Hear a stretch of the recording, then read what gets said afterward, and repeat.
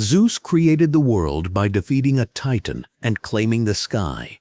Pangu created the world by dying. That distinction tells you everything you need to know about the difference between Greek mythology and Chinese mythology, and why the Chinese pantheon is the most underrated in human history. Today we are covering 6 Chinese gods who, by almost any measure of power, scope, or consequence, make Zeus look like a middle manager. Let's begin. Pangu, the first being, the one who was there before the world existed and who became the world when he died. Before Pangu, there was a cosmic egg, the entirety of existence compressed into a single ovoid shape, chaos and potential undifferentiated, yin and yang, coiled together without separation. Pangu grew inside that egg for 18,000 years. When he woke, he swung an axe and broke it open. The lighter material, yang, rose and became the sky. The heavier material, yin, sank and became the earth.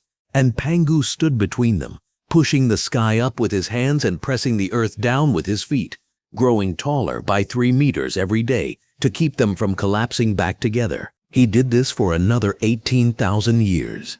36,000 years of holding the world open. When the sky and earth were finally stable enough to stay separated on their own, Pangu lay down and died, and his body became everything. His breath became the wind and the clouds.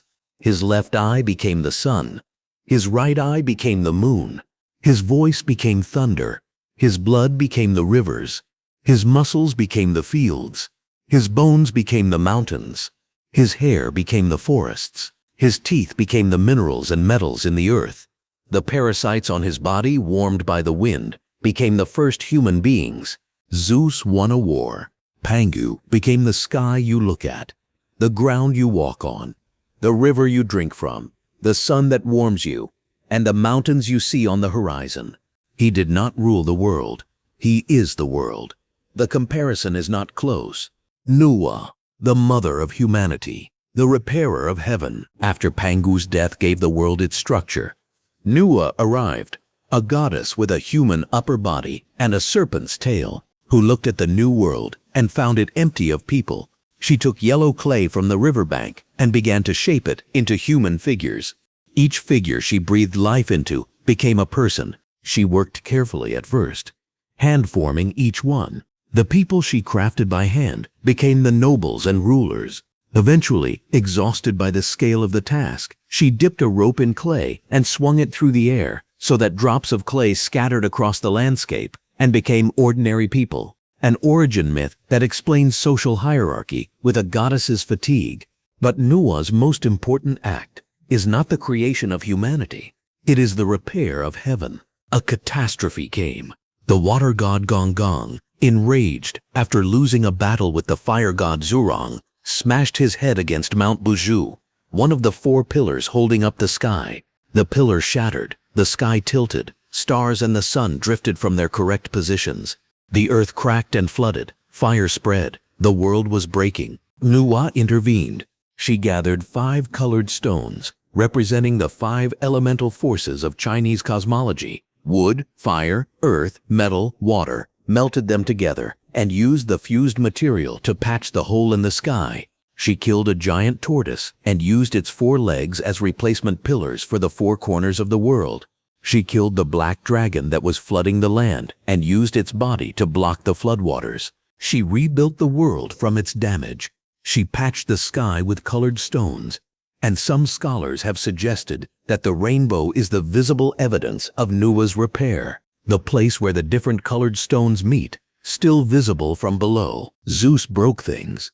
Nuwa fixed them. The Jade Emperor, the supreme ruler of heaven, earth, and the underworld, simultaneously. If Zeus is the god of the sky with authority over the other Olympians, the Jade Emperor, Yu Huang Shangdi, is the administrator of the entire cosmos, governing a celestial bureaucracy that makes any human government look simple. Every deity in the Chinese pantheon holds a specific rank, performs a specific function, files reports, and answers to the Jade Emperor's court. The gods are not simply powerful beings who do what they want. They are officials. They have job descriptions. The Jade Emperor did not inherit his throne through birth or conquest. He earned it. The texts describe him as having spent countless aeons cultivating virtue and mastering the Taoist arts before achieving the enlightenment sufficient for supreme authority. His power is not arbitrary. It is the result of a specific, immeasurably long process of self-perfection. He governs through a system of remarkable specificity. There are gods assigned to specific mountains, specific rivers, specific cities, specific households, specific occupations. The kitchen god lives in every Chinese home and reports to the Jade Emperor's court annually on the moral behavior of that household's members. The god of literature oversees scholarship. The god of wealth manages prosperity. Every domain of human life has a divine administrator, and all of them answer upward through layers of celestial hierarchy to the Jade Emperor at the top.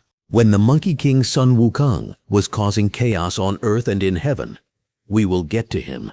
The Jade Emperor was the one who had to call in the Buddha to solve the problem, because the Jade Emperor's own army could not handle it.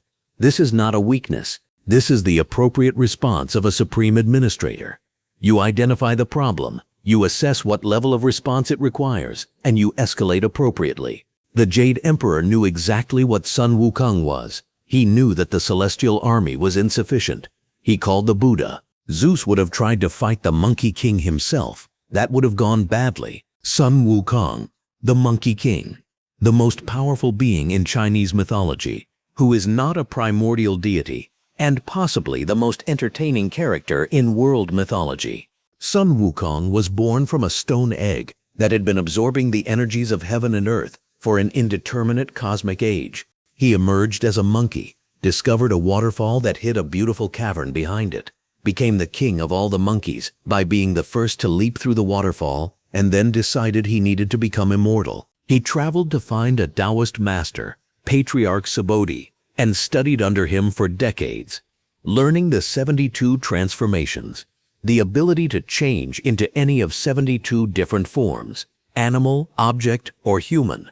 He learned the cloud somersault, a single leap that covers 108,000 li, which is roughly 54,000 kilometers, meaning he can travel halfway around the earth in a single jump. He developed superhuman strength and obtained from the Dragon King of the Eastern Sea his signature weapon, the Rui Jingu Bang, a magical staff that originally served as a pillar measuring the depth of the ocean, that can expand to fill the cosmos or shrink to the size of a needle tucked behind his ear, and that weighs 8,100 kilograms. He stormed the underworld and erased his name and the names of all his monkey subjects from the Book of Death, making them immune to natural mortality. He went to heaven and disrupted the Jade Emperor's court until he was given a job title, Keeper of the Heavenly Horses, which he considered beneath him, and eventually abandoned to declare himself the great sage, equal to heaven. The Jade Emperor sent an army. Sun Wukong defeated it. He sent his finest generals. Sun Wukong defeated them. He sent Erlang Shen, the god with the third eye, who was one of the most formidable warriors in the Chinese pantheon. And the battle that followed was one of the most spectacular in all of Chinese mythology, involving thousands of transformations as the two beings shape-shifted mid-combat, each trying to find a form the other could not counter. It required the Buddha to stop him. The Buddha offered Sun Wukong a bet. If he could leap off the Buddha's palm, he would be declared supreme, and the Jade Emperor would yield heaven to him. Sun Wukong leaped his full cloud somersault, covered the breadth of the cosmos in a single jump, landed at the edge of the world, urinated on the 5 pillars he found there to mark his achievement, and leaped back. The Buddha opened his hand. The 5 pillars were his 5 fingers. Sun Wukong had never left the Buddha's palm. He was imprisoned under a mountain for 500 years for his presumption. He was eventually released to serve as the monk Xuanzang's protector on the journey to the West, a journey to India to retrieve Buddhist scriptures, during which he fought demons, monsters, and supernatural beings of every description, and completed his spiritual cultivation, achieving Buddha status by the journey's end. Zeus, for reference, mostly spent his time shape-shifting to seduce mortals. The comparison is not flattering to Zeus. The Ninja, the teenager who fought a dragon king, killed his son, gave back everything his parents gave him, and then built himself a new body from lotus flowers. Nezha was born under unusual circumstances. His mother carried him for 3 years and 6 months before he was born, which is either a testament to the cosmic density of what was forming inside her, or simply the most uncomfortable pregnancy in mythology. When he was born, he emerged as a ball of flesh. His father, General Li Jing, startled, struck it with his sword, and Nezha emerged, already a fully formed divine child, moving and speaking immediately. He was given his signature weapons as a child: the universe ring, which returns to him after striking the red armillary sash, a cosmic ribbon of enormous power, and the wind-fire wheels, platforms of fire that serve as his mode of travel. He obtained the fire-tip spear later. The catastrophe of Nezha's youth began when he was playing near the sea and accidentally killed the third son of Aoguang, the Dragon King of the Eastern Sea, who had been harassing the local population. The Dragon King was enraged and went to the heavenly court to demand justice. This is where Nezha's story becomes mythologically extraordinary. To protect his family from the Dragon King's vengeance, Aoguang had the power to destroy them all. Nezha took a blade and, in front of his parents, returned his flesh to his mother and his bones to his father, killing himself to eliminate the cause of their jeopardy. He had been given his body by his parents. He gave it back. His teacher Taiyi Zhenren, a Taoist immortal, could not allow this. He gathered lotus flowers and lotus roots from a sacred pond and used them to reconstruct Nezha's body. Nezha was reborn from flowers, a new body, self-generated from botanical material, carrying all the power of his original divine nature, but no longer made from his parents' flesh. He is now free of the debt that children owe to parents in Confucian cosmology. He is unbeholden to anyone. His power is entirely his own. And he went back to fight the Dragon King and made Aoguang one of the 4 Dragon Kings who govern the seas, kneel. A child made from lotus flowers, making a Dragon King kneel. Guan Yu, the man who became a god. Most of the figures in this video were born divine. Guan Yu started as a human being, a general who lived from 160 to 220 CE, during the tumultuous Three Kingdoms period of Chinese history, and whose combination of military brilliance, personal loyalty, and moral virtue was so extraordinary that Chinese civilization could not accept that he had simply died. Guan Yu was one of the sworn brothers of Liu Bei, the warlord who sought to restore the Han dynasty. He was famous for his enormous size, his red face, his long beard, and his weapon, the green dragon crescent blade, a weapon so heavy that most men could not lift it. He was famous for an incident in which he was shot by a poisoned arrow in the arm, underwent surgery to scrape the poison from the bone without anesthetic, and played chess and conversed calmly throughout the procedure. He was captured and executed in 220 CE. The Chinese people refused to let this be the end. Over the following centuries, through a process that has no real parallel in Western religion, Guan Yu was progressively elevated through the ranks of heaven. He became a guardian spirit, then a city god, then a provincial protector. The Song dynasty awarded him a noble title. The Ming dynasty made him a king. In 1614, the Wanli Emperor gave him the title Holy Emperor Guan, full divine status, equal to the greatest deities in the Chinese pantheon. Today, Guan Yu is worshipped in temples across China, Hong Kong, Taiwan, and every significant Chinese diaspora community in the world. He is the patron god of the police, the military, and the triad simultaneously, which is a remarkably non-judgmental approach to divine patronage. He protects those who swear brotherhood oaths, regardless of what those brotherhoods do. He is the god of righteousness and the god of war.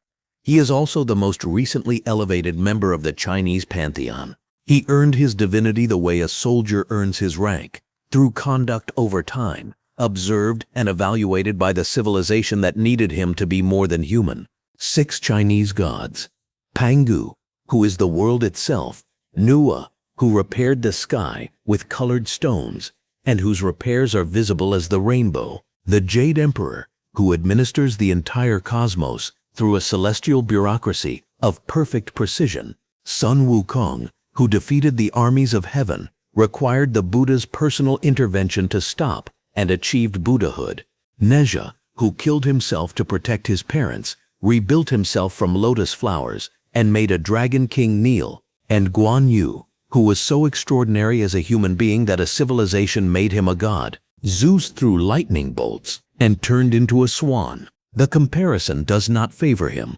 Subscribe. There are entire continents of mythology we have not visited yet.